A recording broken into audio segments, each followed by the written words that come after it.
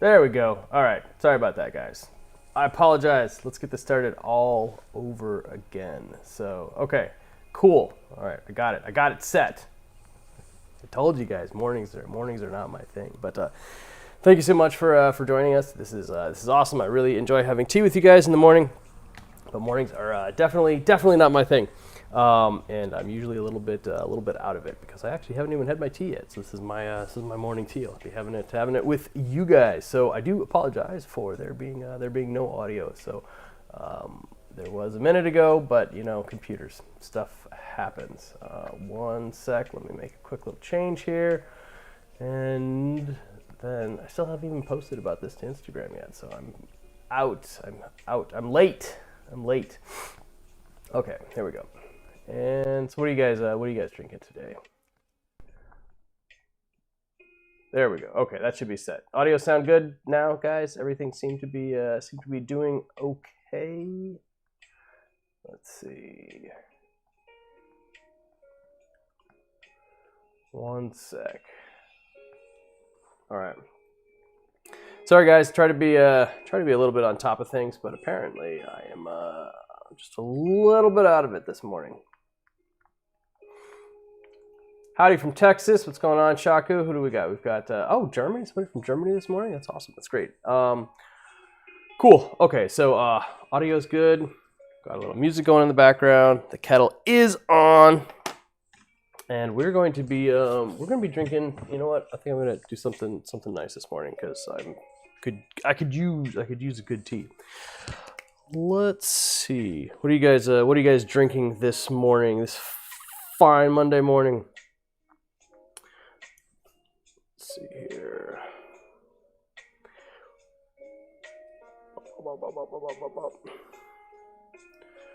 All right. There we go. Okay. I'm brewing in my Maocha pot, which at the moment I am spacing on its exact dimension. So I'm going to show you guys a fun trick. I mean, most of you probably know this little trick already, but some of you might not. If you don't know how big your teapot is, it's actually a good idea to know how big your stuff is because then you can know how much leaf to use. Use a simple scale. This is like $10 on Amazon or something like that. So you put your teapot on there, you weigh your teapot, you tare your teapot, so you set your teapot down to 0, and then you put water in your teapot. Water is exactly 1 ml per gram, which is a pretty cool relationship between the two of those. So if we measure out how much weight of water is in there, we know that this teapot is 104.21 grams, give or take. So I would call this a 100-gram teapot. So then we would know that if you take 100 and divide it by 15, because I'm horrible at math, got to use a calculator. 6.66 grams is exactly what we want to use for a teapot of this size. And I should remember that because I use this teapot all the time, but it's kind of spacing because I told you I haven't had my tea yet this morning. Dry this out a little bit. Drinking some grandpa style Chinese green tea kind of day. That works. I can totally see that. What else you got? 2016 Moon Princess. That's really nice. All right, so what do we got here? All right, so last week we drank some Maocha from Ailaoshan from Zhenjiajai, which is interesting stuff. It's 10 years old. A lot of the Maocha that we have sitting around really isn't all that special, I guess. The reason why it's sitting around because it never actually made it into a product. But this is an exception because this is from Pasha-shan, and this is really nice. This is all I got. All I got of it is this little bag right here. So we're gonna go light on this one. Well, we're gonna go 6.66 grams. What we're gonna do. All right, what do we got? Drinking some jasmine green tea. Drinking your morning black. Nice. Ty just got out of class. Had a nice long session. Oh, you had Baby Dragon this before your class. Tell me, give me your thoughts on Baby Dragon. Baby Dragon is still just getting out to people now. Long time shipping and stuff like that. So still looking for some fun feedback on Baby Dragon. Stasia got her cakes yet. I need to follow up with her, see what she thinks of it. Here we go. 6.6. 6.6. 6.7. We'll call it 6.7. Full overleaf. Had some premium gyokuro this morning. All right, give me let's see.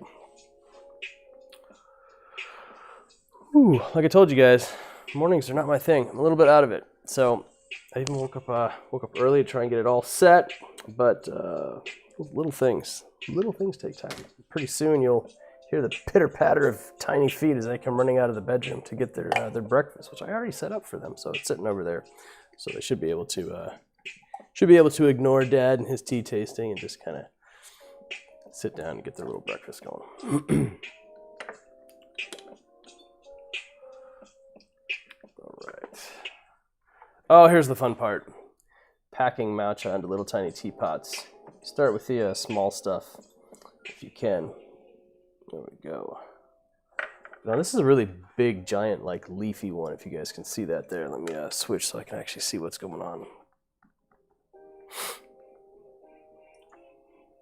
That's not what I wanted to do. There we go. Okay, getting it set. Guys, I'm behind. I'm out of it. I apologize. Come on. Push the wrong button and everything goes bad. I don't want to do that.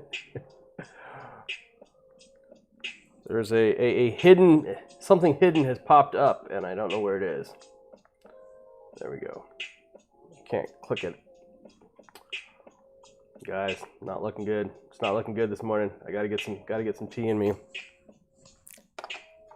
Trying to show off these leaves here. There we go. Look at that. These are actually nice, really nice, big full leaves. It's one of the fun things about Maocha is you actually get to see the leaves, you know, like as they are. Sometimes after you break open a cake or they're all busted and torn up. But even still, it's a little tricky. You got to work to pack these teapots. If you were using a guy one, it'd be super easy, but get the tiny leaves in there first. Work up to the big leaves. Or you just kind of shove it all in and pour some boiling water over it and get it right.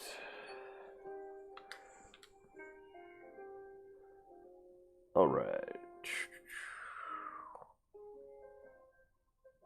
I'll get better at these, I promise. I'm just glad you guys are here. That's awesome. I'm gonna have some fun.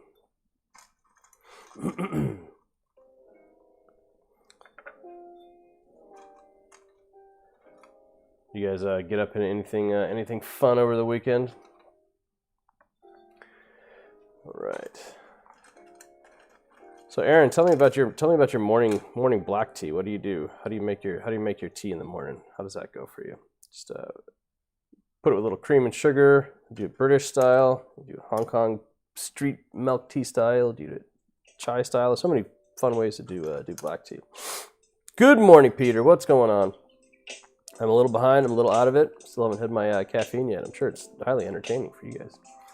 It stretches me out. There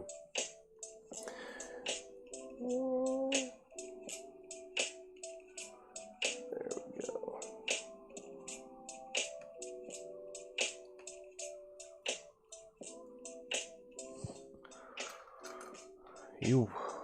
Aaron worked. Oh, you worked this weekend. Oh, well, hey, man, you know, there's a lot of people that don't have jobs, so right now. So if you got some work hours, some weekend hours, or maybe you always just work weekends, but if you don't always work weekends and you got a chance to work weekends, and that's pretty cool because you might get some extra overtime. I hope you got overtime.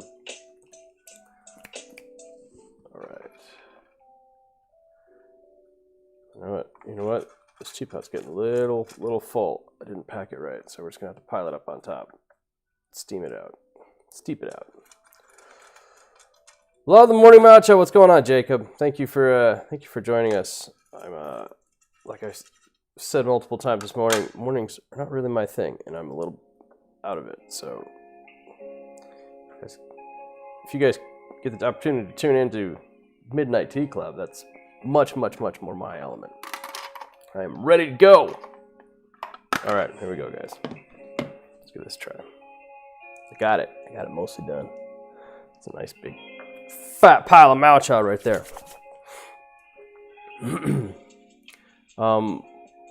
So we did sell some Pasha single tree last year.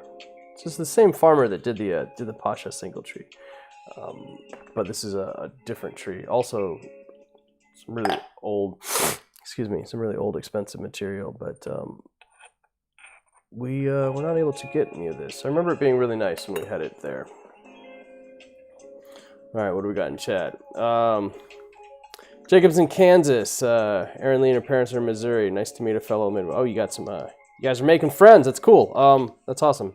Lots of good people in the tea community. It's nice to find local friends.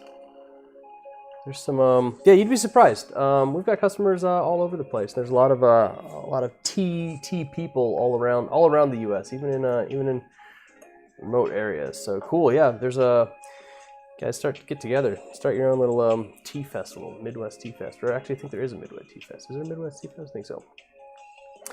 Peter says, between Dragonwell Jasmine, aged white, raw pu'er, cooked pu'er, or ball rolled oolong, which will have more kick energy?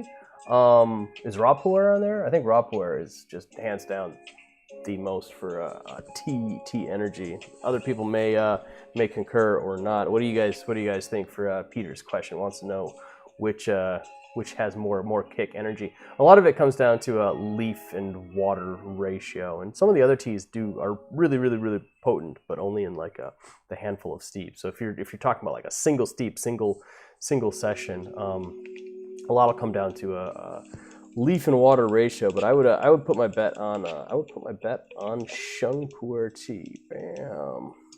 Join us for, let's see. Join us for more matcha. Streaming live right now. There we go, guys. I still haven't gotten some of my posts up, so give me a sec. Bear with me. We'll get this going.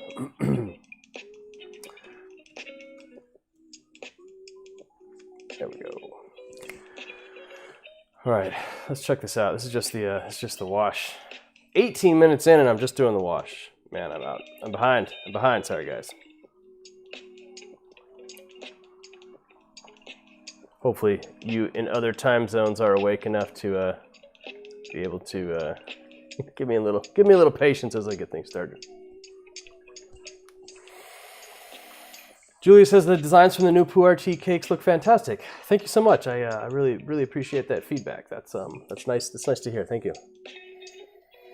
Aaron's normal work week is Friday, Saturday, Sunday, and you're off drumming this week. Oh, okay. All right, cool. So your regular work week is the weekend. You work on the weekends, and then you got the weeks off. Having weeks off is nice. There we go. That's nice. That's nice and fresh.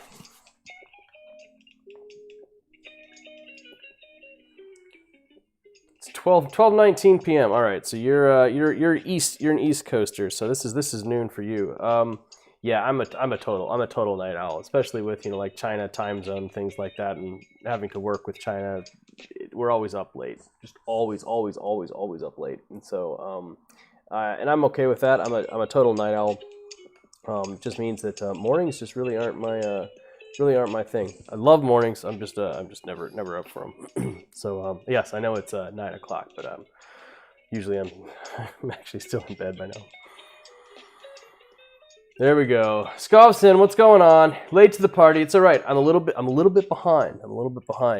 This is my second morning Maocha, and it's the first one I've done on a Monday morning. This is nice. It's a little what does that smell? Interesting. Bacon? Is that bacon? Is my mind just thinking about breakfast? It's got a little bit of a, let's say, savory instead of bacon. Interesting. A little smoky. There it is.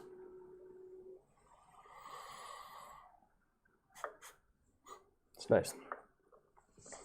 Sweater rocks. Are you talking about my hoodie? My altered state hoodie. I think we've got some of these on the site. Although I think some of the over the holidays, some of the print shops that do these for us were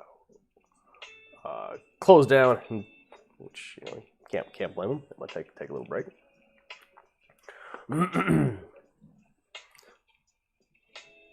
So what does the tea scene look like in Kansas? You guys, do you guys have any interesting tea shops around? Or are they more like Western tea focused? You guys got any interesting Kung Fu style options for different stuff? I can't imagine that they would. I don't know. I can't really see a place that a Asian style Kung Fu tea place wouldn't work, as long as people had the chance to actually sit down and try the teas. I think it's. I don't think there's anything cultural that makes it so that somebody wouldn't appreciate tea like this. I don't know. What are your guys' thoughts on that? Skull Kid checking in from Vermont with some of the way. Nice. Awesome. Very good. Very good. I'm glad that people are getting our 2020 teas. It was a lot of work getting those out, and then with all the shipping and all the pandemic, everything, it was just took people a long time to get the teas. All right, guys, let me. I got this tea here. I'm gonna get it started. Just a sec. I'm also doing an Instagram post so that I can get more people in here. All right. Your area is mostly Western teas. Yeah, it's funny though. I mean, it's just the way like most like Western tea shops are set up. I mean, considering like there's almost no tea like made in America, anyways. All tea comes from some other country. It's just interesting to see what the styles traditionally have been.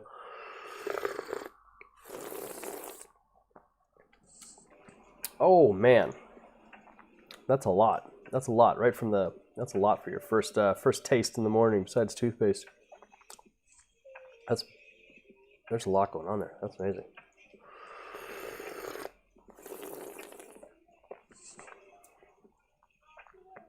Well, that's potent. Skobson doesn't think it works too well here in DK. Is that Denmark? Is that what you're talking about? Most people drink coffee as a functional thing, so they always look at me like when I'm saying Kung Fu style tea. Well, look at me. I'm in Seattle. Seattle is arguably one of the coffee capitals of the world. But people have gotten so into the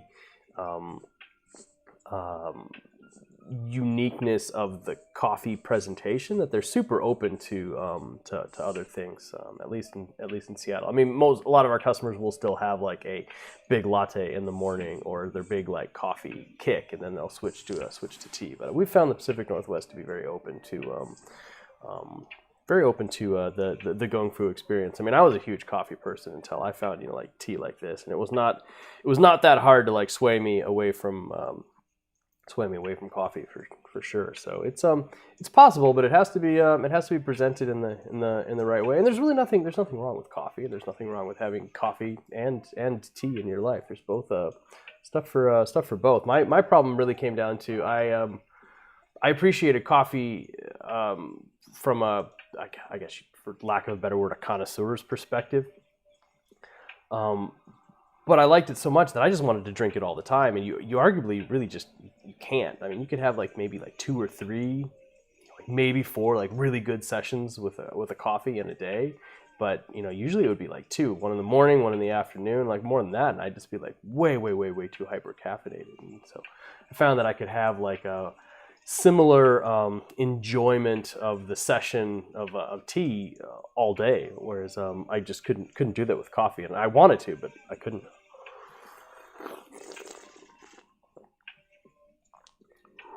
Man, this tea is strong. This tea is strong. This will get me going. We'll be able to see if I actually perk up through the session as it goes. All right. All right, live streaming to YouTube right now. Join us for some morning tea. Bam. I'm not even going to put some hashtags on there because I'm kind of out of it. Let's see, wait, no, we'll go like this. Morning, Maocha.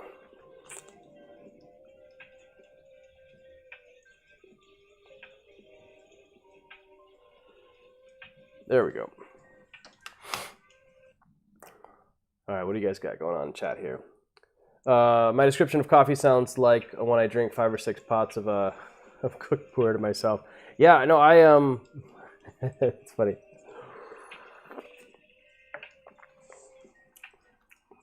In Denmark, they don't use much time on it. Well, I mean, yeah, it's with coffee. Yeah, it's the same. It's the same in Seattle. I mean, the whole, like the concept of, like espresso, like you need it as quick as possible. It's like just give it to me.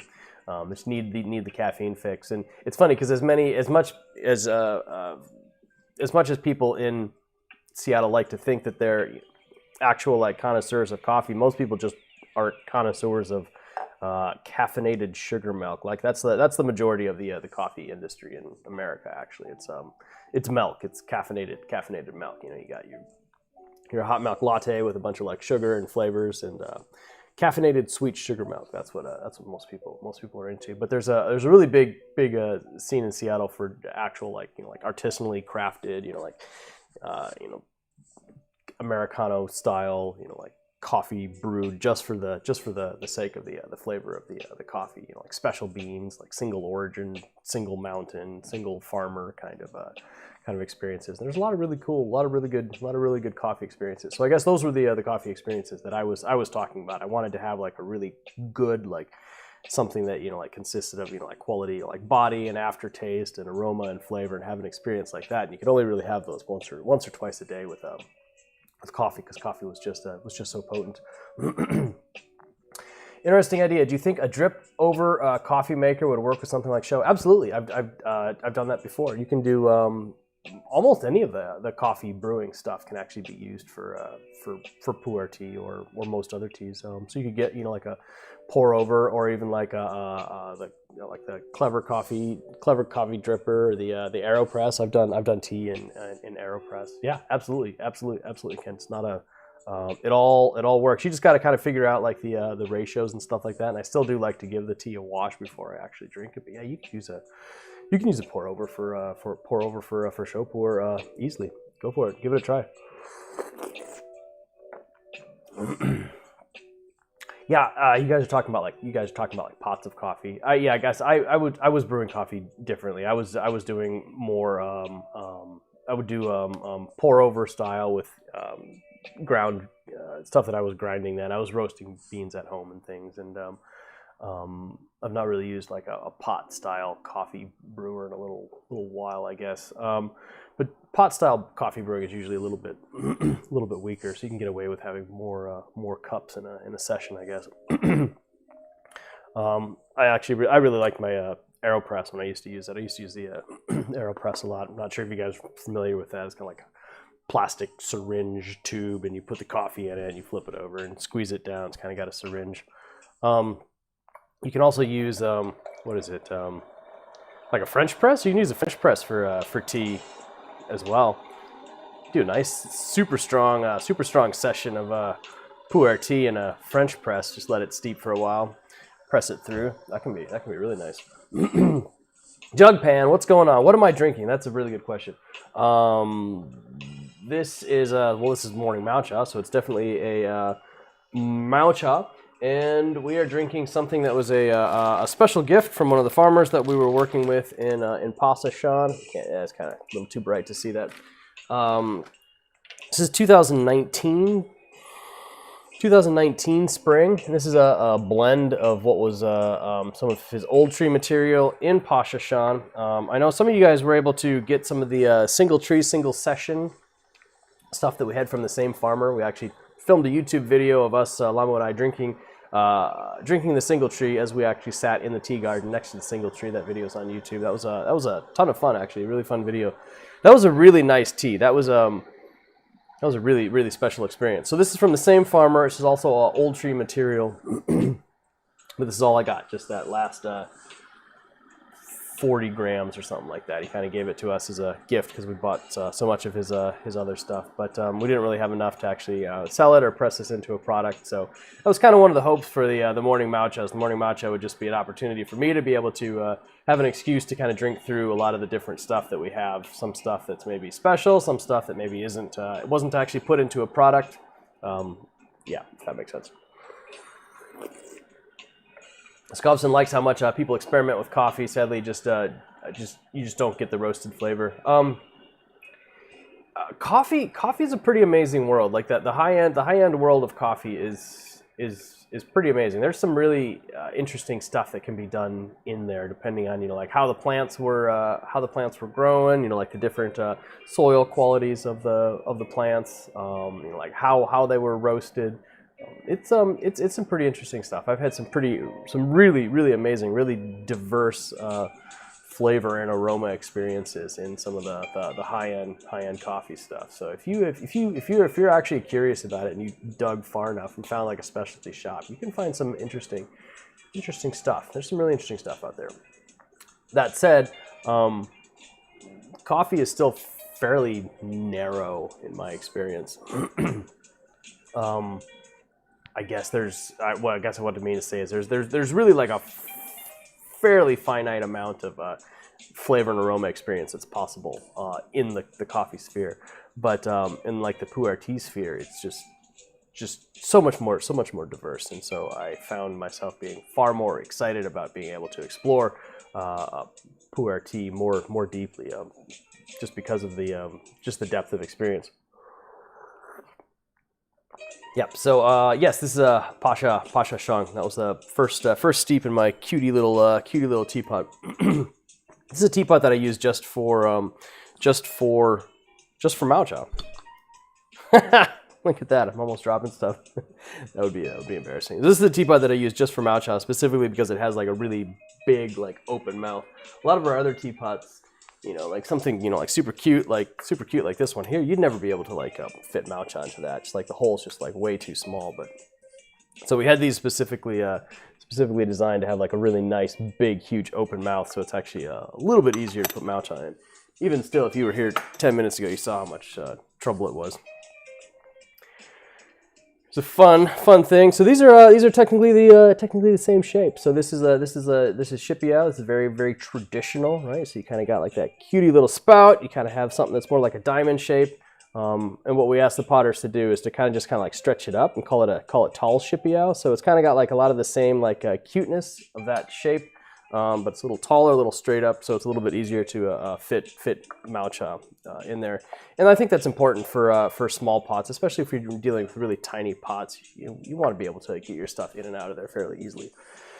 Any plans on releasing new teaware? And have I tried tea from Laos? And what did I think of it? Yeah, no, I've had some tea from Laos and from Vietnam, and even some northern Thailand pu'er. Some Burmese sheng, I guess I would say. Sheng is a better term than pu'er. Pu'er is generally reserved for teas that actually are from Yunnan province themselves.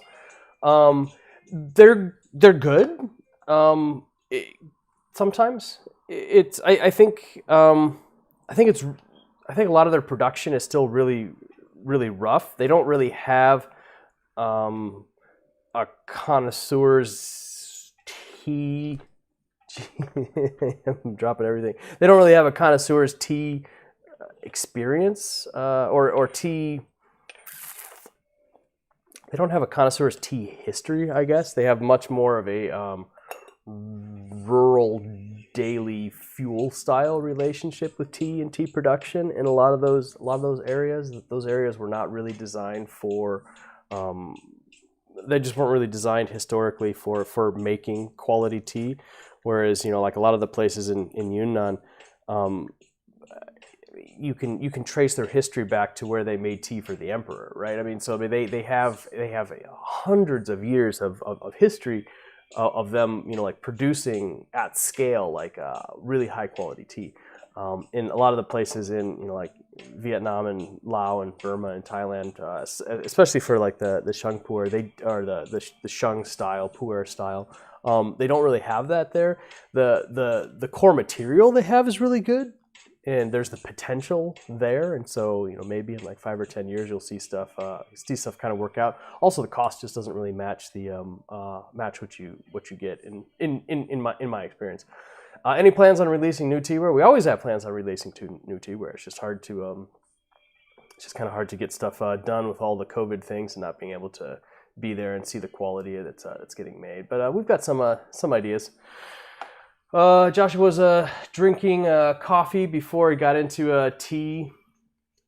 This year is this is the year. In the last 11 days, you've gotten into tea. Biggest issue with coffee was the beans go stale so fast. I know they do. Even if you're like roasting beans at home, if you're like buying something like super fresh, you realistically, if you really want like that like peak experience, you've got like a couple weeks at most, and usually within a week you can actually tell if you're really paying attention that they're actually kind of going stale. Guys, I'm gonna toss this image up onto my story and get some more people to come in here. Let's see, bam. Probably. Let's see. Oh, hey, look at that. I'll toss it to some of my friends that normally come on here. See if we can get some more people on here. It's morning. I don't have to worry about bothering people too late at night. Sometimes I get a little bit. I don't like to bother people if it's too late at night. But Midnight Tea Club, I kind of know who all jumps onto that. So, if you guys are getting too many Instagram like pokes and stuff from me, just let me know. Otherwise, I could just stop. Who wants that? I know you guys want to come and have tea with me. There we go. Sure, that's enough. There we go. Awesome. All right, guys. I'm gonna stop doing the promoting and stuff and finish up on reading the chat. What's going on? Julia doesn't drink coffee in your hometown. You have a little high-end coffee roastery. They produce their own really cool coffee in spice jars out of black metal wood, which I use for storing tea. That sounds pretty cool. Black metal and wood. Send me a picture of those tea storage tins that you've got. That's kind of cool. I like how you described that. Sorry for your bad English. Your English is fine. Didn't even notice. All right, let's get cup number 2 of this. I could tell this one's going to be a strong one, so I didn't really. I think I steeped this one a little bit quicker. Man, even this the aftertaste from that first cups is just coating my throat.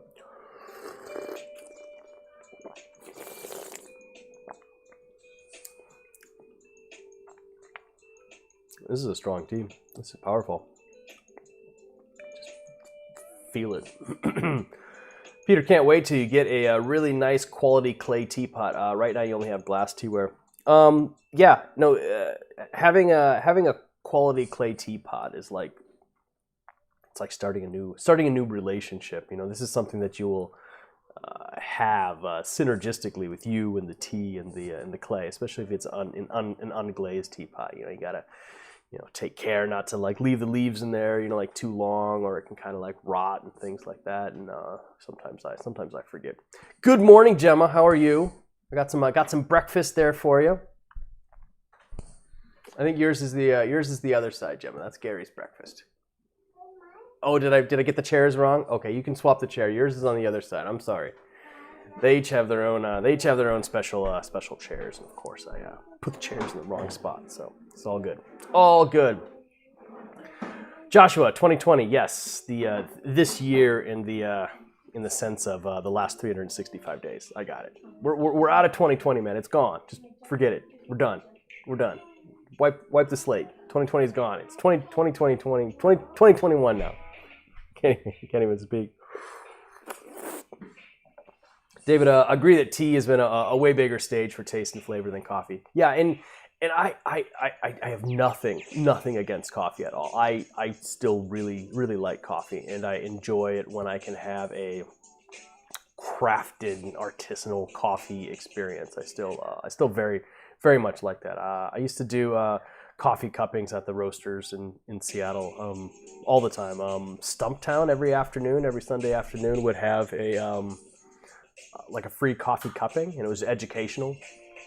So you could come in for free like every Sunday afternoon at like 2 o'clock, and for like an hour you can hang out downstairs with like their tasters and their roasters and their blenders as they were like cupping different stuff, and they'd set up a whole bunch of different things. You could go by with your spoon and wash it, and like smell it and taste it. And I did that like every week, and I think that actually really helped to craft my tasting palette for tea as well. Just kind of like anything that you can actually take from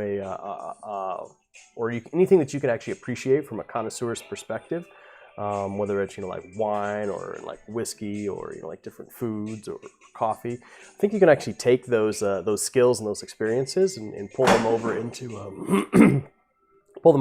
other areas fairly easily. That makes sense.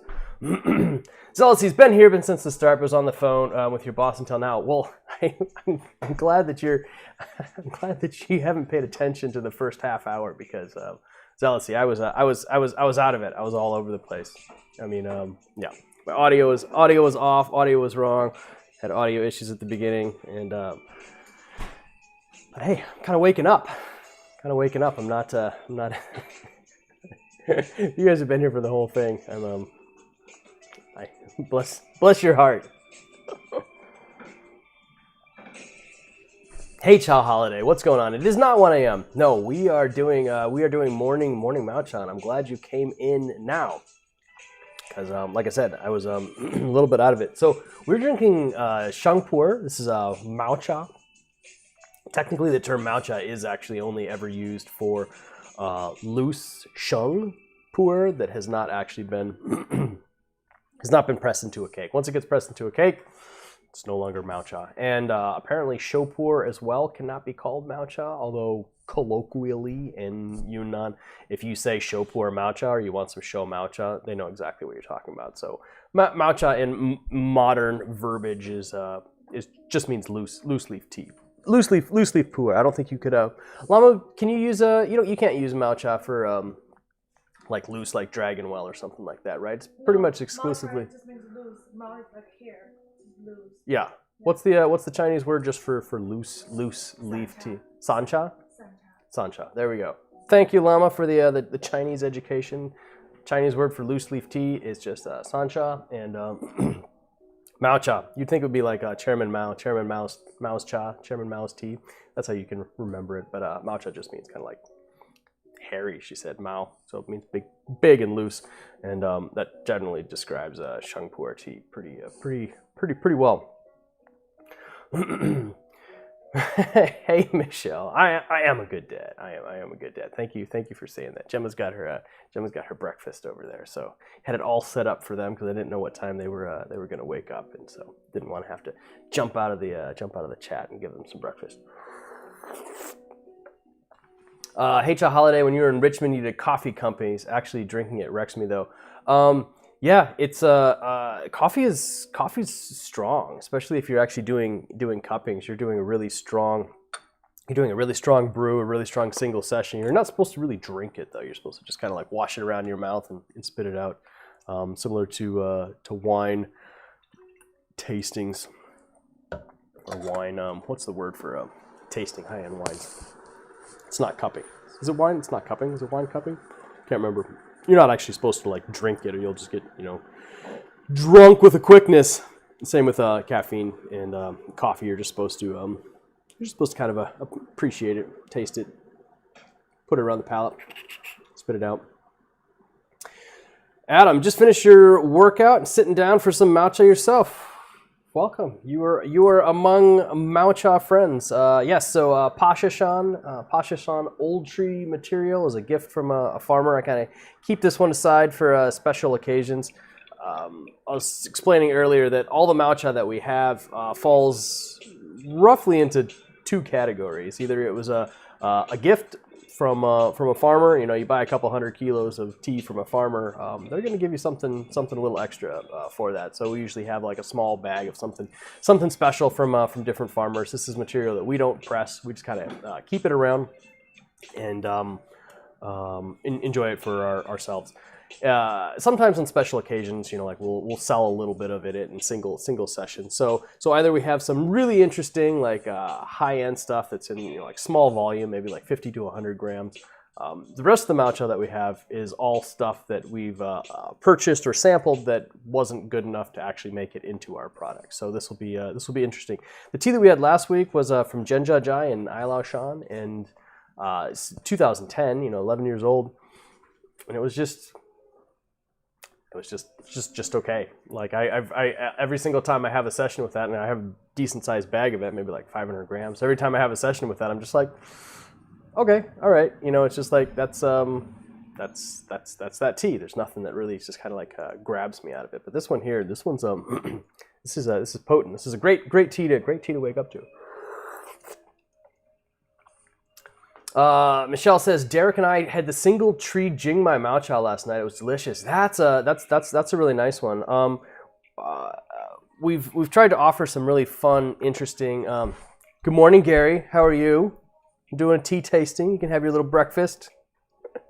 They're so passionate about getting that first food. Like they literally just come crawling out of their room and they go right to the breakfast. Must be nice. If you guys haven't had a chance to try any of our like single tree or single session experiences, usually they sell out pretty quickly. Kind of keep an eye out for that when those come out, because most times single tree experiences, there's really not that much material available in the single tree. If you guys really want an interesting Maocha experience and you haven't tried it yet, the Kunlu Gushu, if it is still available, we've got a little bit left. Some grams of it left. It's really pricey. It's like $4 a gram. It's on the site, and if you're interested in like a really high end sheng pu'er single session experience, that is the way to go. Yeah. So Michelle, that Jingmai single tree, really cool, really good stuff. I think you can actually see the trees in the video that we filmed in Jingmai. Lamu and I have enjoyed doing tea tasting videos from the actual tea gardens themselves when we're in Yunnan, when we're able to get to those. You guys can check out some of those in the past YouTube history. Man, this tea's got a lot going on in the back of the throat. Micah Bell, what's going on? Yes, Pasha Shan, single garden, single origin, from one farmer. This is a gift. I've got about 50 grams of it left. It's a pretty high-end Pasha tea. Strong, really strong stuff. Sheng pu'er, old tree. H. Holiday says, I always have so many people, it was a tablespoon or so of each of coffee. Yeah, that's what you're supposed to do, is kind of like sip it. Whew, I'm getting behind in the chat, guys. I apologize. All right, what do we got here? Let's see. Jealousy says, been watching a Netflix series about a K-pop idol running a bed and breakfast, and her husband drank pu'er gongfachi every morning. That's pretty cool. Let me know the name of it. I'd actually just kind of like I'll have to check that out. You don't really see, you know, like gongfu cha being used a lot in modern entertainment, modern media. I think it actually could work really well. Like I actually really would have loved to have seen kind of like a like a tea subculture, like gongfu cha style in a game like Cyberpunk 2077. Because you're gonna have tea in the future. You know, like they always like focus on like the alcohol and stuff like that. But I actually think, I mean, people in the future are still gonna be drinking tea. Marina is here. What is going on? Hi, Marina. She says hi to everybody. Thank you so much for tuning in. I'm glad you joined into our morning Maocha session. If you guys have been here from the beginning, you've watched me slowly fumble through my deep sleep to actually get to the point where I can talk and make a usable sentence. H. Holiday, Maocha always brews up so nicely for me. It's not easy to ship though. It isn't easy to ship. We generally ship it in these handy boxes like this. These boxes are actually pretty cool. I actually really like how these boxes turn out. These boxes are pretty strong enough to actually offer some decent protection. And then on the inside, we've just got use simple foil, the chip clip, and I did not make notes in. Oh no, this is Hawkeye. Oh nice, yeah. Basically, no, this is a danger zone material. Fall Hawkeye danger zone. It's good stuff. That is good stuff right there. Maybe that's what we'll do. Maybe that's what we'll do next week.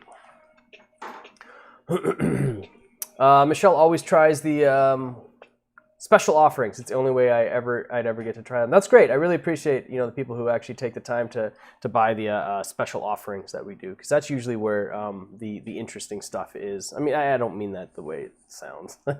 all of our teas are interesting, but I guess if Crimson Lotus Tea has a house style, then all of our teas kind of generally, Gary gets a kick out of me talking on camera. He just laughs at it all the time.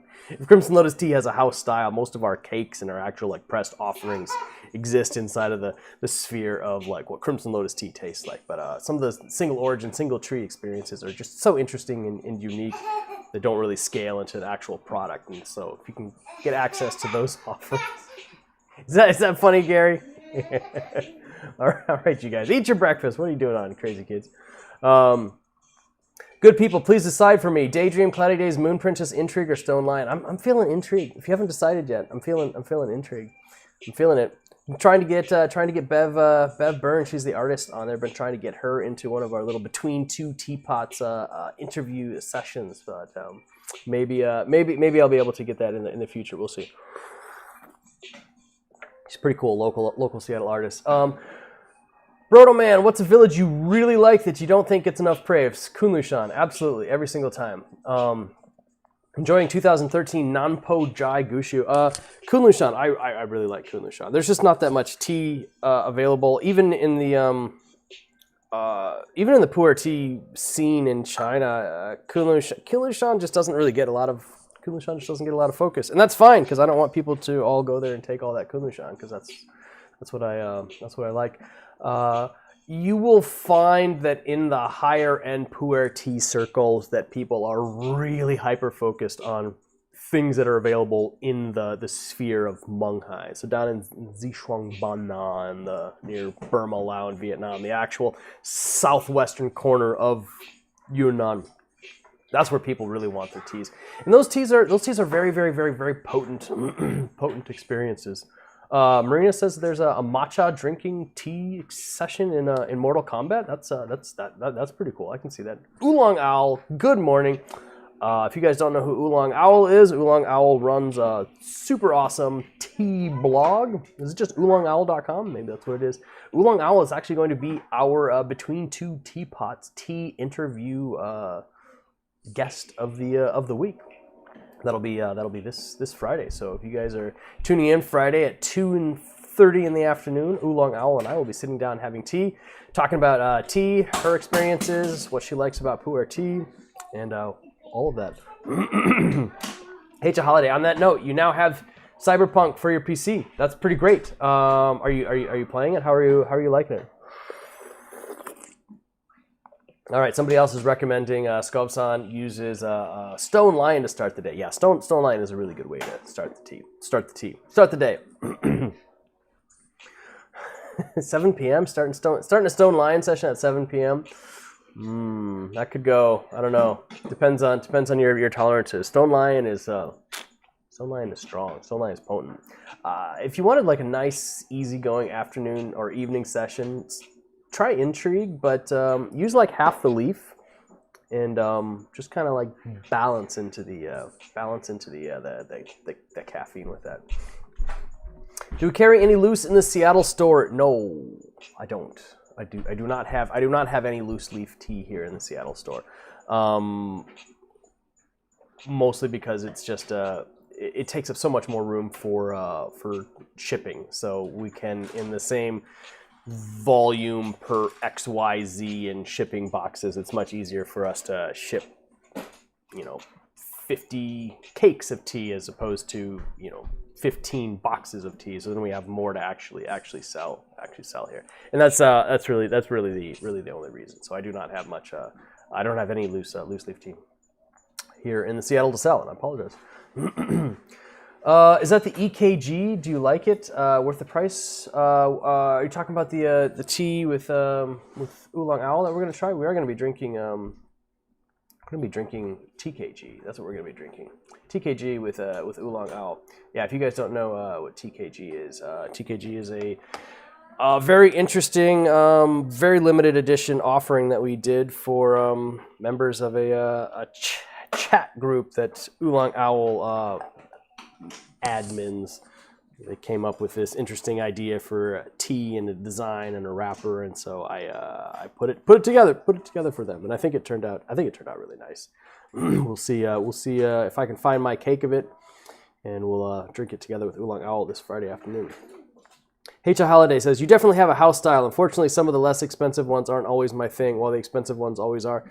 That's totally understandable, and like our tastes and palate has changed over the years, and you know, I still try to find interesting introductory level teas that will be interesting for people that are just getting into teas, but not super expensive, even if my tastes sometimes generally go towards the higher end teas as well, but can't just always do the higher end teas. People have to have a scale. So that's actually one of the interesting challenges for us, is finding interesting teas that are affordable, but also offer great, you know, like sessions and unique experiences. Because you can't just tell everybody, well, just buy more expensive teas, because that just gets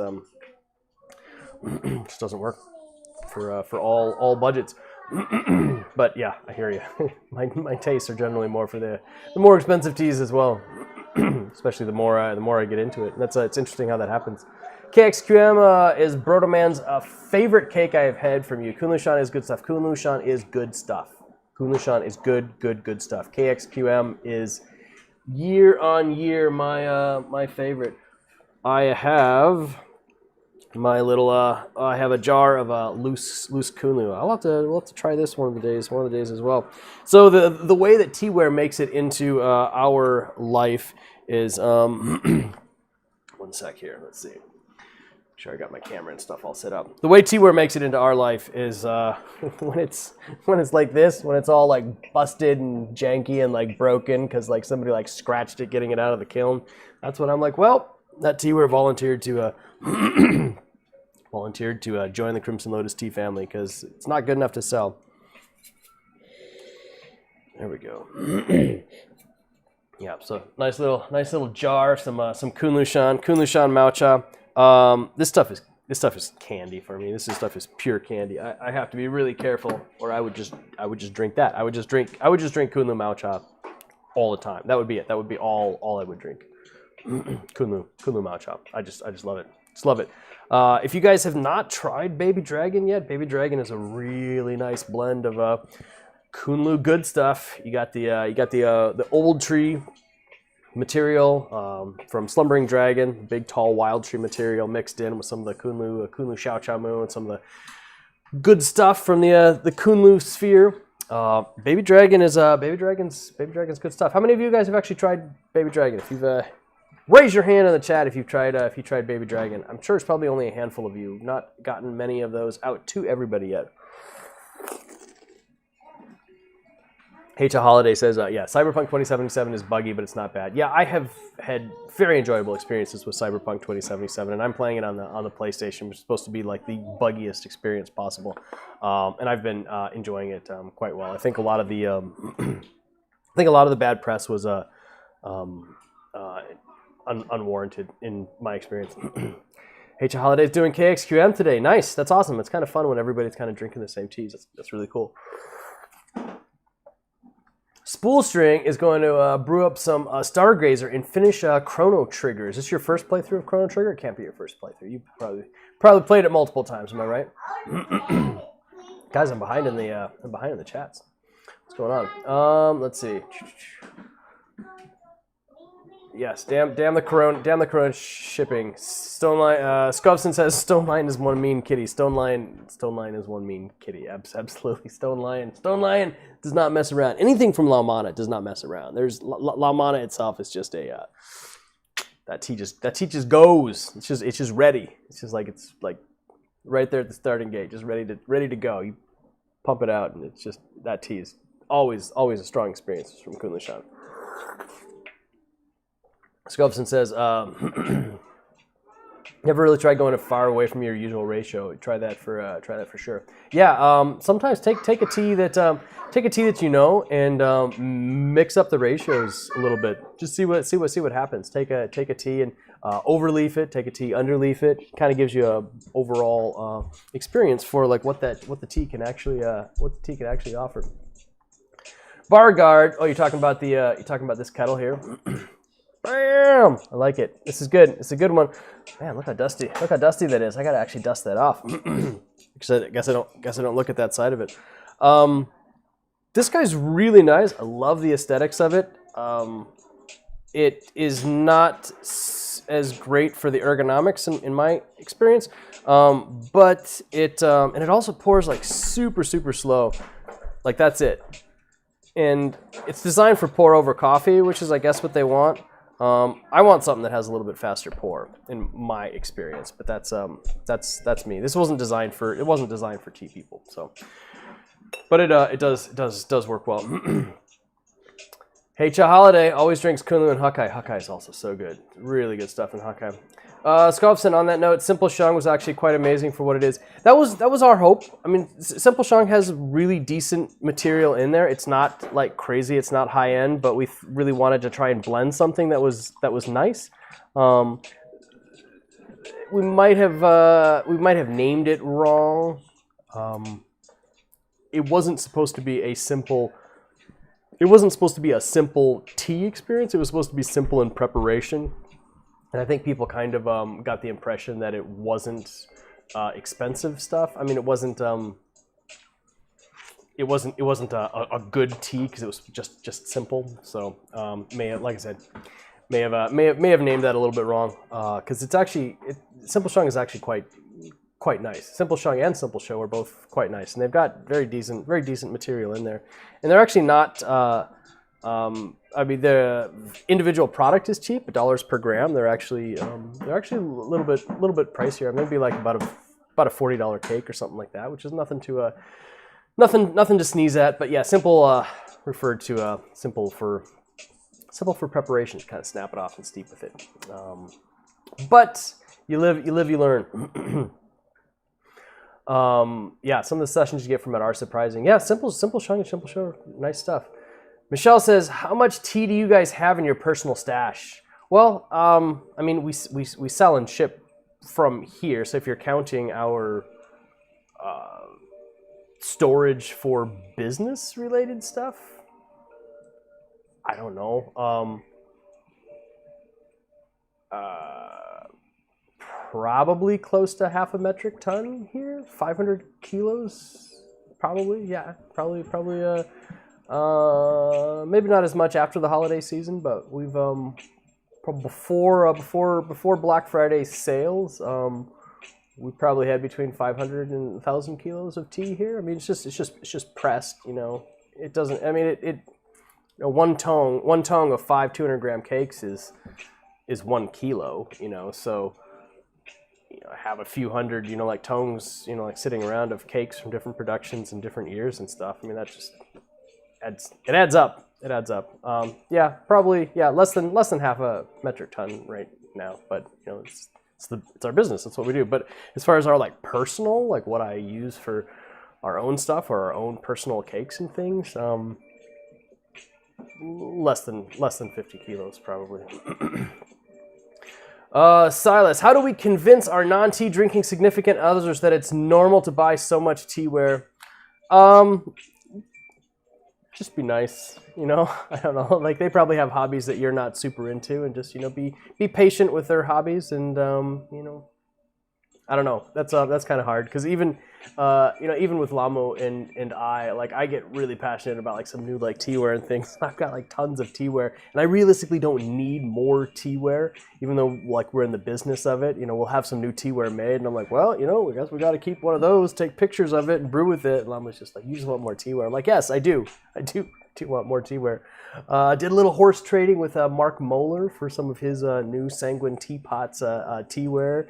And I was do you really need a new teapot? No, I don't, but Just look at it. It's so pretty. So even Lamu and I kind of go back and forth on that. So just be patient with him. Oh, there we go. This is nice and smooth.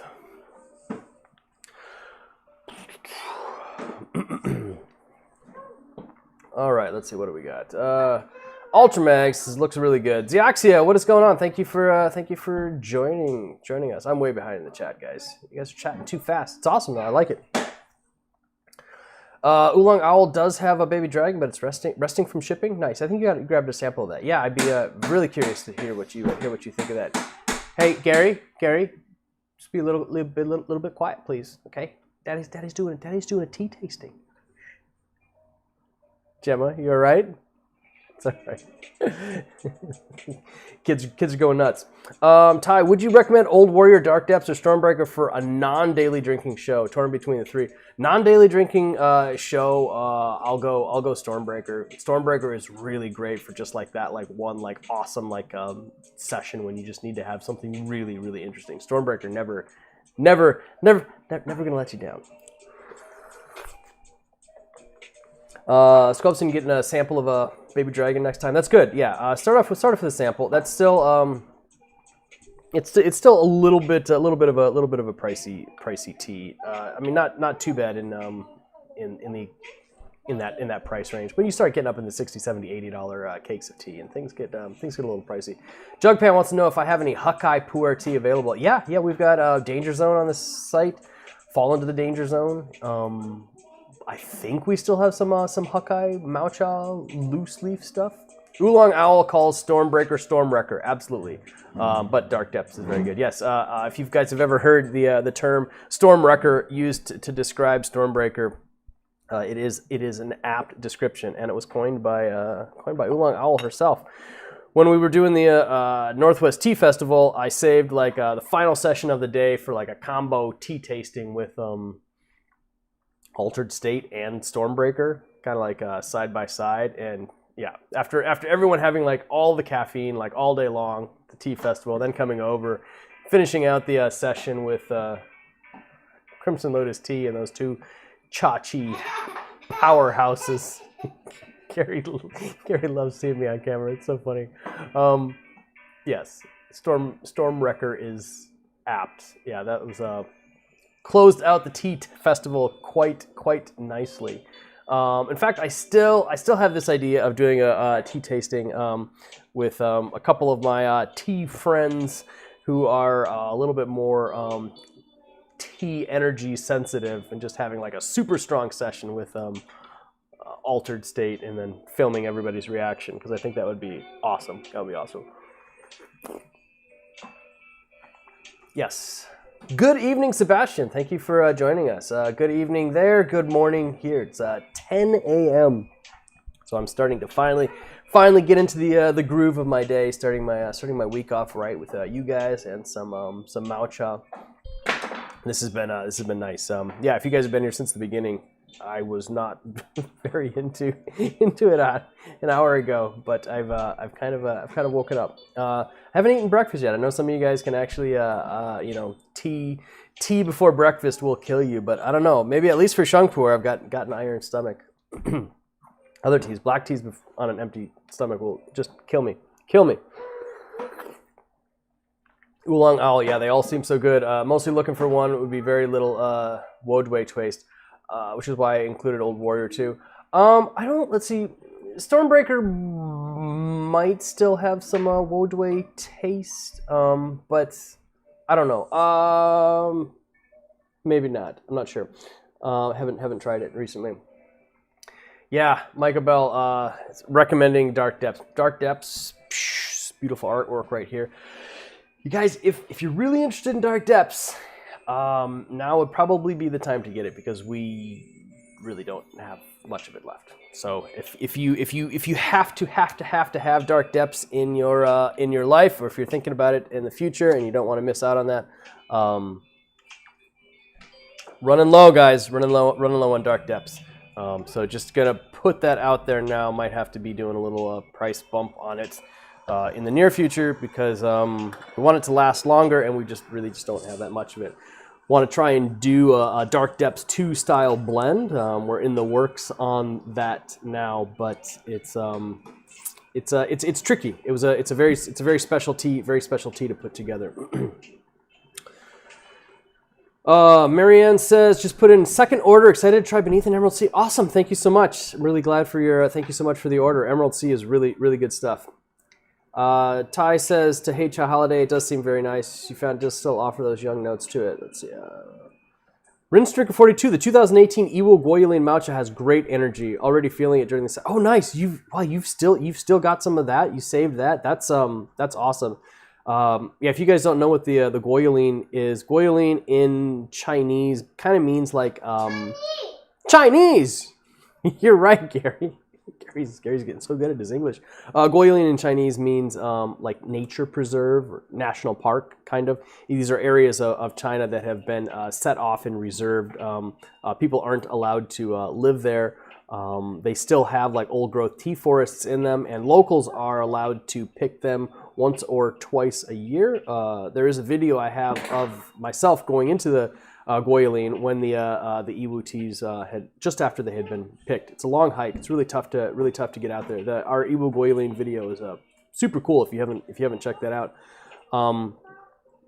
Goyuling teas are really interesting. In fact, I actually foreigners are not allowed into that national park anymore. So there may not be more foreign videos from there. So that's worth checking that video out for sure.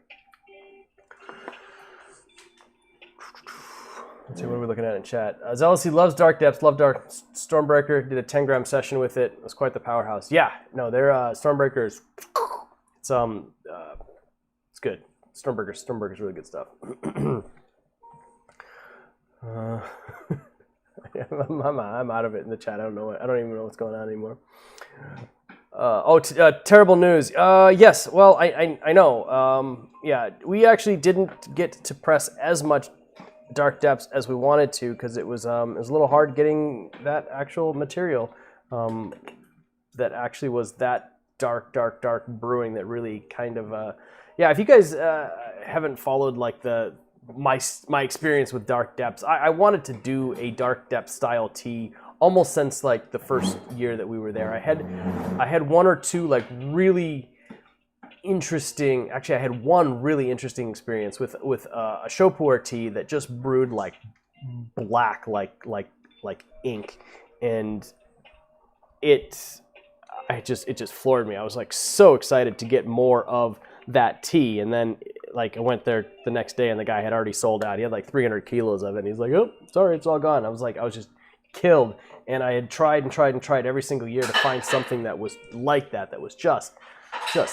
thick and inky black, and it wasn't until we found the material for Dark Depths, but we weren't able to get that much of it, and it's like I said, it's almost all sold out. So if you want to get a cake of it, it would probably be a good time. Ultramags, how has shipping been? Horrible. Shipping is horrible. I don't want to talk about shipping. China getting straightened up at all? No, nothing is straightened up. Stuff sits in Shanghai for weeks, waiting for a boat or a plane, whatever, to get stuff out. You got to remember, like the whole e-packet thing is designed around spare space on passenger planes, and there's no tourism of people going back and forth from the U.S. and China anymore, and so. They're having to do different stuff, put it onto different planes, special planes made for, like packages and things like that. So it just means that it just takes a long time.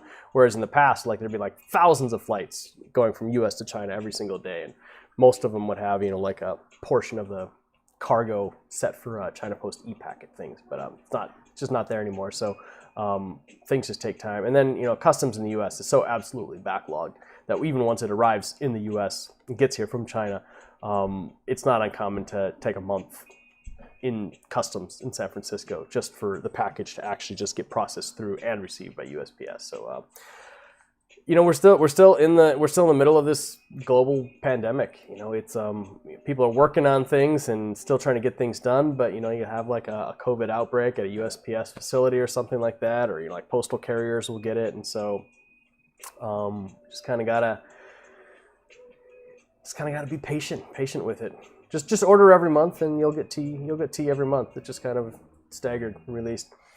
Nicholas wants to know how I got into the business of tea. What made you decide to take the dive, and how did you go about it? That's a really good question. I used to work in IT, and kind of got frustrated with the whole software development world and all the nonsense and political stuff that goes into software and internet programs and companies and things like that. It's can be really fun if it all works. It's really good money, but it's not great for the soul, I guess. So I had been fired from my last job. You know, eventually everybody gets fired in the software business. There's no love lost in the software business. And I took a lot of time off, kind of did my own little sabbatical thing, did a big road trip, traveled around the U.S. In the back of my head, I had kind of thought, like, well, shoot, I could start a coffee business. I really kind of like the high-end connoisseur aspect of coffee. You know, I wanted to do something, you know, like local, go to where coffee's made, you know, kind of like show people, you know, like how coffee's made, you know, like definite, you know, like farmer experience kind of thing, and bring it back to Seattle, roast it myself, maybe buy a coffee roaster and kind of like start a little coffee business kind of thing. And then I found pu'er tea on my road trip, and it just totally changed my life. Ended up, you know, I got married that summer, you know, to my wonderful wife and business partner Lamu, and pu'er tea is from Yunnan, and that's where she's from. I mean, everything just started falling together, and I just kept having these more and more amazing sessions, more and more amazing experiences with pu'er tea. And just one day I was just like, you know, what if we tried to start a business? You know, our own business. We could do something together and tie it into being able to go back to China every year. You get a chance to visit with your family. I can find people that are just like me, that have never heard of this tea called pu'er, and we could see what we could do, make a go of it. And she's just like, okay. that was pretty much it. That was our decision. So she's got a background in accounting and tax preparation, and she's really good at all of like the nuts and bolts of what it takes to structure a business, and I'm good from the graphic design side and the you know, product creation side and the website management and all the social media stuff. And so we actually work really good together, and that was it. We completely jumped into the deep end, didn't know anything about really running a business, really anything about the tea industry, and learned a lot of things the hard way. And it was not easy. The first couple of years were really hard. A lot of really tough challenges.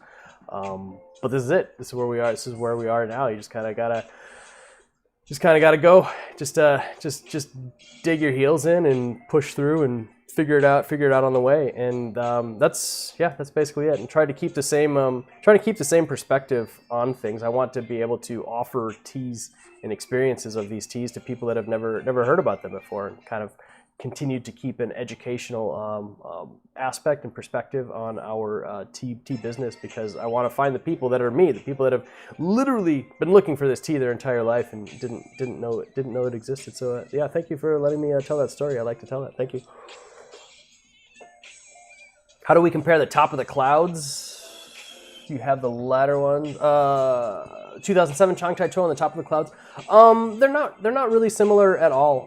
Changtai is a pretty diverse company, and Changtai actually has the owner of Changtai has three kids, I think, and they all work in the business. They're all in the family business, and they all have their own like little branch of the company that they are allowed to have some level of autonomy on what they want to produce. And so you can have some wildly different products from Changtai depending on which branch of the company like that kid is running. And so I don't remember exactly like who has done which one, but Changtai is, there's some really different experiences from Changtai, which is one of the reasons why we like kind of having their stuff. Hacha Holiday, Dark Depth, Stormbreaker, and Road Trip are all great though. Very well done piling. Yeah, no, those are really nice teas. I really enjoy them. Should pick up Ty, Hacha Holiday, pick up a cake of Dark Depths. Do it. Yeah, I have not heard any experience from anyone who did not really find Dark Depths just a really amazing tea. That's right, HI, you got to try Dark Depths loose.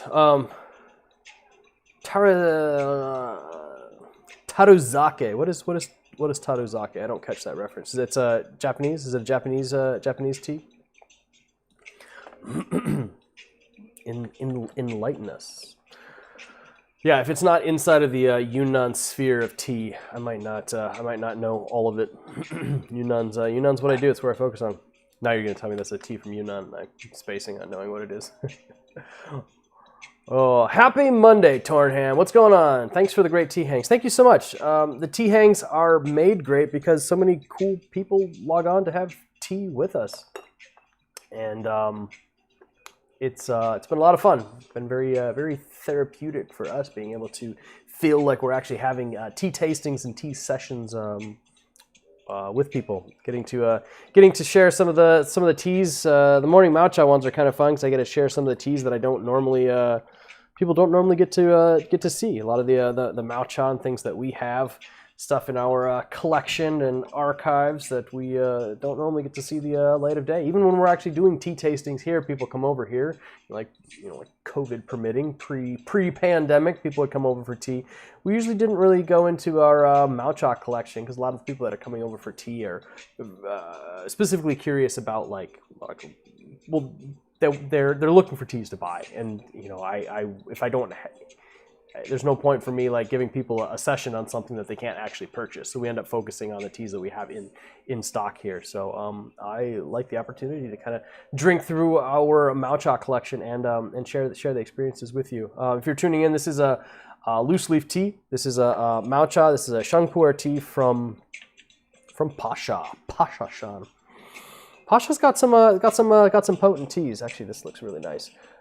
This is 2019 spring old tree material. It's a gift from one of the farmers that we were working with, and it's been quite a nice little Monday morning session.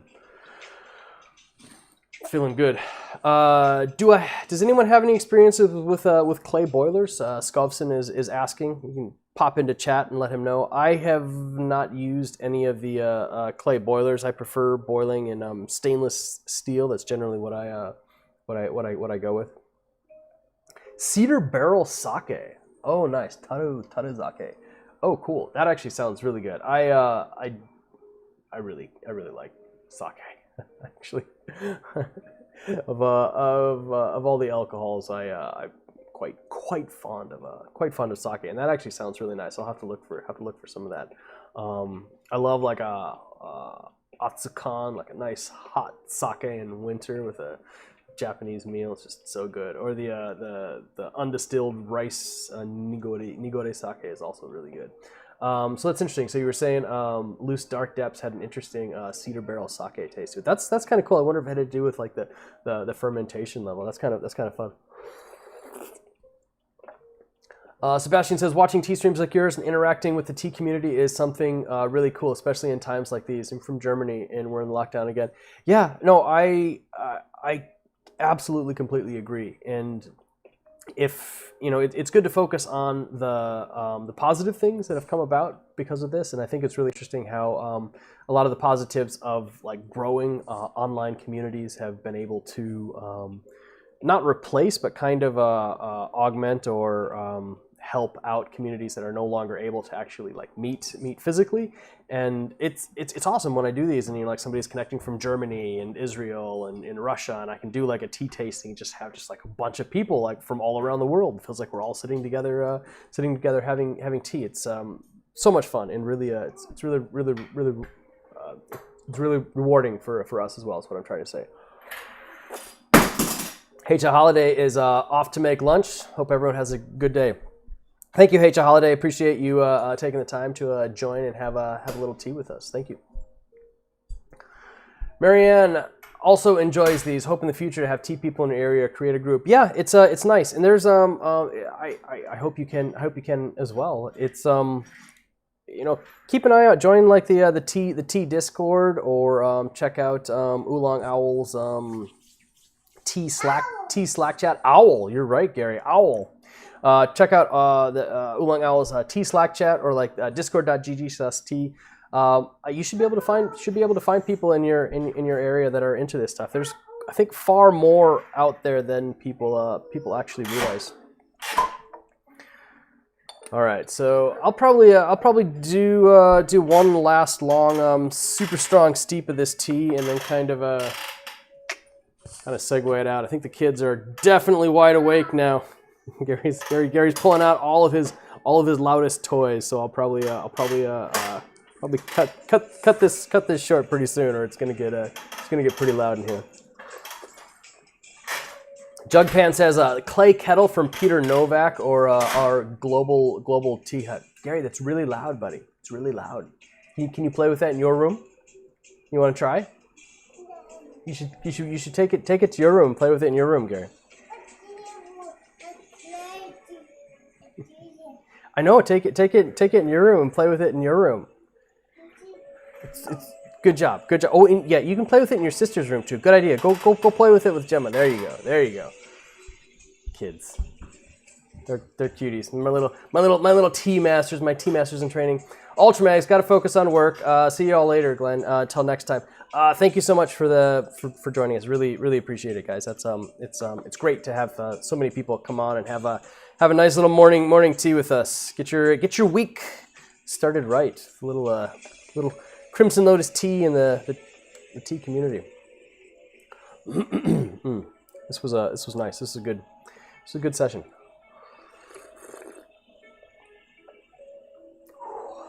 What is your Marianne? What is your rough area? Maybe you already have a decent tea community in your area. You just don't even know it. Anybody got anything? What is your week looking like? I'm trying to think. What do I got to do? I've been doing some home renovation project stuff. You guys are curious about what I'm doing?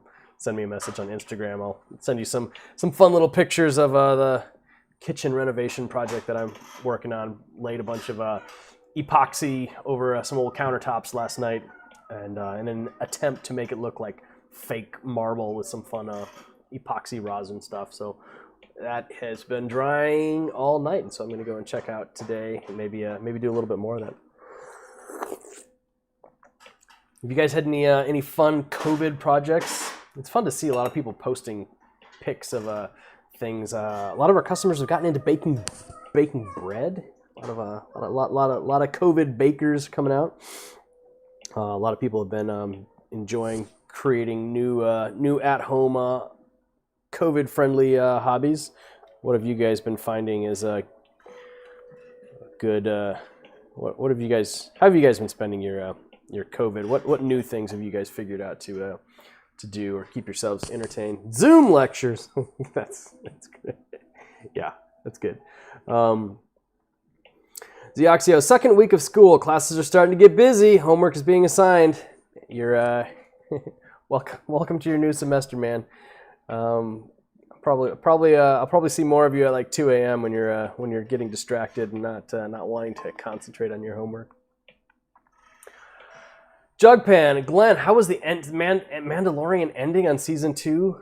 Are you asking about my opinion on it, or have you seen it yet? Because if you haven't seen it, I can't talk about it. There's still people that haven't seen it. You guys got to see it. If you haven't, if you're into Star Wars at all and you haven't worked your way through the Mandalorian season, tell you what, man, Mandalorian season ending, season 2 ending. I felt like I was a kid again. Like I literally felt like I actually was in a movie theater when I was like 8 years old, like watching Return of the Jedi or something like that. It was I have had very, very few experiences in my life where I actually felt like.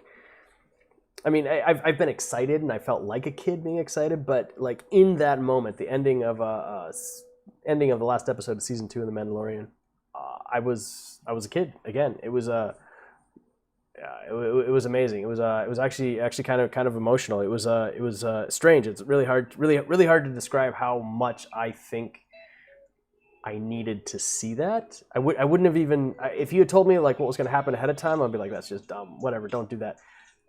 but then like in that moment, and I think that echoes a lot of the experiences that people had. Yeah, really strong connection to that last episode. Really kind of surprising. Marianne's in Salt Lake City.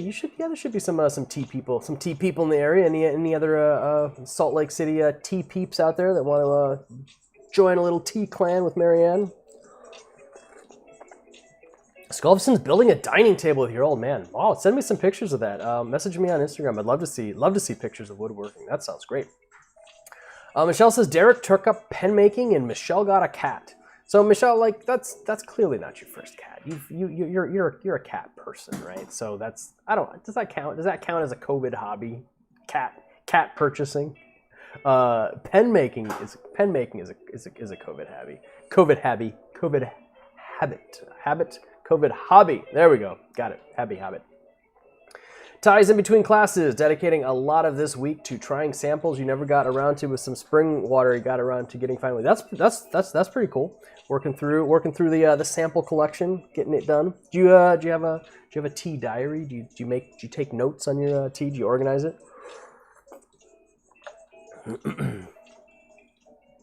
Jugpan saw it, so shocked. Yeah, I actually got really emotional just trying to explain to Lamu like the next day. I think it took a day for me to really understand like the depth and ramifications of what they were able to accomplish in that final episode of The Mandalorian, and just trying to explain to Lamu, who didn't grow up with Star Wars. I mean, Star Wars was my life. It was like, I mean, as a kid, I mean, I was right there, like when the movies were in the theaters, and a very strong connection to the Star Wars movies. And it wasn't, I have been significantly disappointed with the sequels. I don't really feel that they captured the essence of what I felt Star Wars was. I think they very specifically intended to create something new, like intentionally. I mean, they're even on record as saying like they didn't care that they made old fans upset. They wanted to do something new, and I think that was a huge mistake. Because it's clearly possible to make new fans and keep old fans happy, because The Mandalorian has been able to do that easily, relatively easily. Focus on story. Don't focus on politics. Focus on story. Good story, quality story, and everybody can like it. Yeah, Mandalorian season 2. I was trying to explain it to Lamu, like what that really like meant. Like that was like it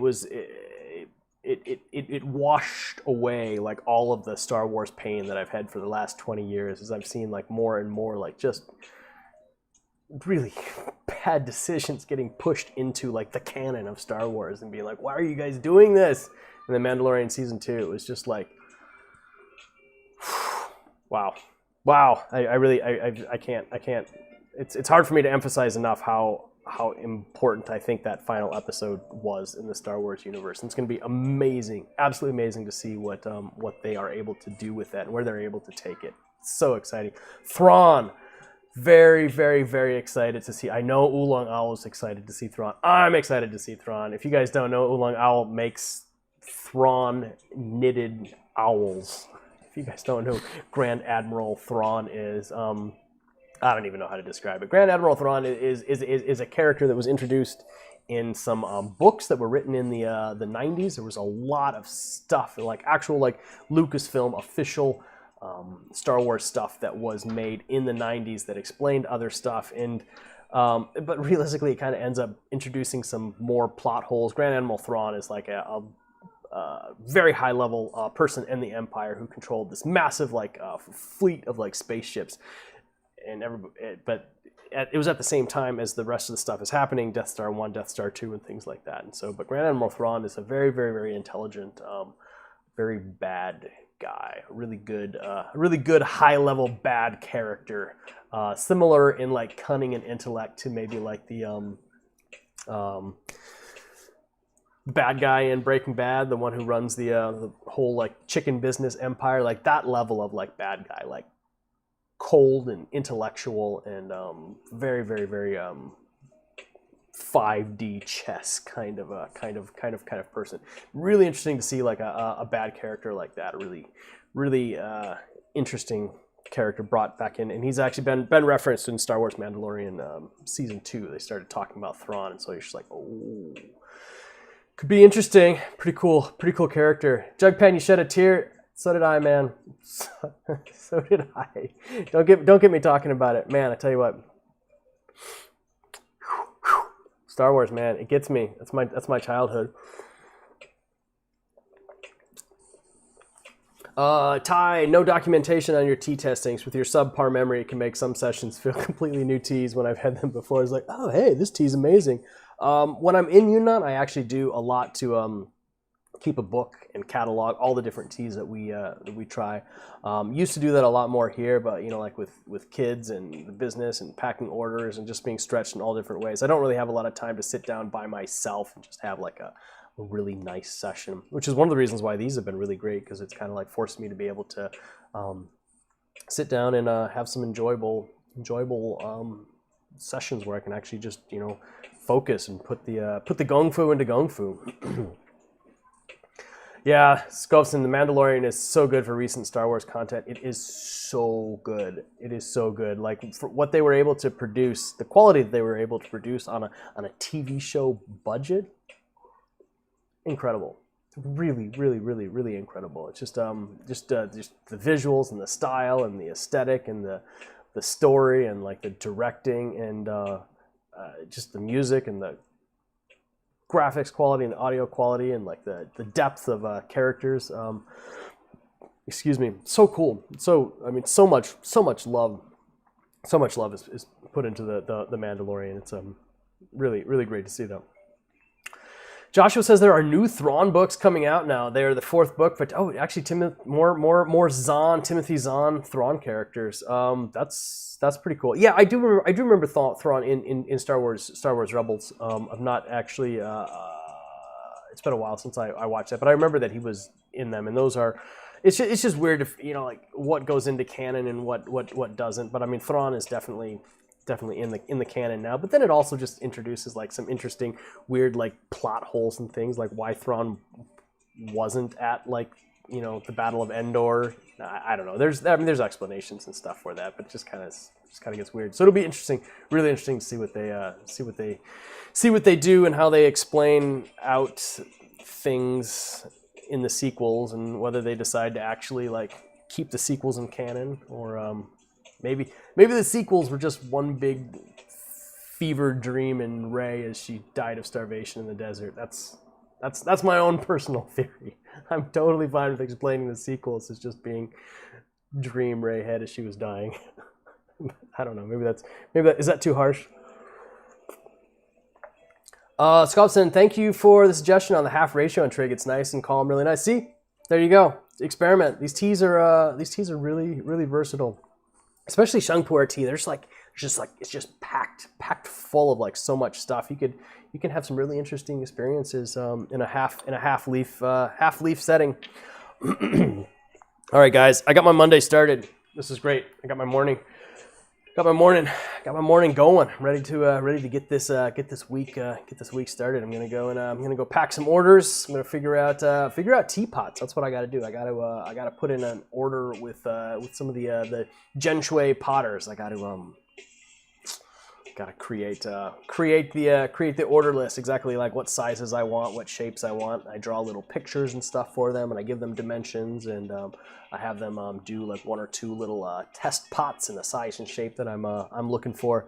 And then we need to get more teapots into the inventory. We're almost out, so that is one of the things that I'm going to work on today. So I hope you guys have a good Monday. I hope you guys have a good week. The next live tea session will be Friday afternoon, 2:30, with Oolong Owl. We're going to be drinking TKG, 2:30 in the afternoon Pacific time. So what's that? Evening in New York and late-ish in Europe. So if you guys can actually tune in from Europe, that would be awesome. But if you can't, I totally understand, because it's probably 10:30, 11:30 at night. So You can watch the recording afterwards, but super excited to have Oolong Owl. If you guys don't know, Oolong Owl actually lives like a mile from our house, which is kind of cool. But we never get to see her because of the COVID. So it'll be fun to have a little video session with her. I've not actually seen her in quite a while, so that's gonna be a lot of fun. It's gonna be a fun tea tasting. So if you guys can actually tune in for that, that would be great. Hope you guys have a good week. I'll see you guys online, and thank you so much for joining us for the morning session. Hope it helped get your week started as well, and thank you so much. Happy steeping.